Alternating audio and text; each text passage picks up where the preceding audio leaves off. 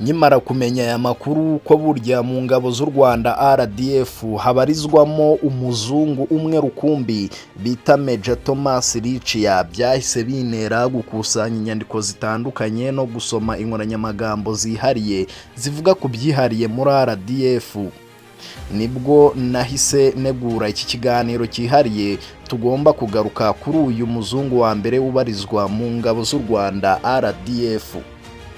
Byagenze gute kugira ngo mu myaka yose irenga 10 muri RDF hisangemo umuzungu umwe w'umunyamerika, akaba ari we wa mbere wambaye umwambaro wa RDF kugeza na n'ubu? Ejo bundi ku itariki ya mbere tariki ya 10 Ugushyingo uyu mwaka turimo wa 2025 ubwo i Kigali hatangizwaga inama ya 19 y'abayobozi b'amashuri makuru ya gisirikare muri Afrika. Major Thomas Ritchie ari mu bitabiriye uyu muhango. Uyu ofisiye mukuru kuri ubu ari mu mbarwa b'uruhu rwera babarizwa mu ngabo z'u Rwanda, ndetse mu myaka irenga 10 yabaye umwera wa mbere wambaye umwambaro wa RDF nyuma yo gusoza amahugurwa ya gisirikare.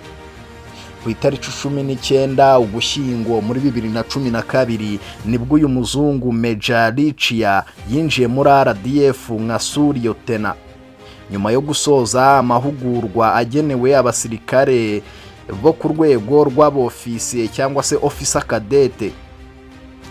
Uyu Major Ritchie yari amazemo umwaka urenga akorera mu ishuri rikuru rya gisirikare ry'Igako mu karere ka Bugesera.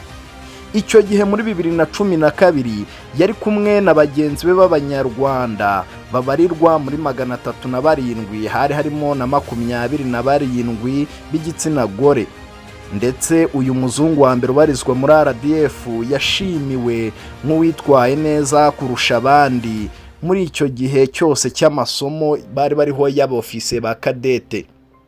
Major Thomas Ritchie mu manuro bahawe icyo gihe muri 2012 bahawe impanuro na Perezida Paul Kagame, basabwe kurangwa n'indangagaciro ziranga igisirikare cy'u Rwanda harimo umuco ndetse n'ikinyabupfura. Icyo gihe ni nabwo yambitswe umudari w'ishimwe ku bantu bagize discipline ndetse bitwaye neza mu gihe bamaze bari kuri iyi kosi ya kadete.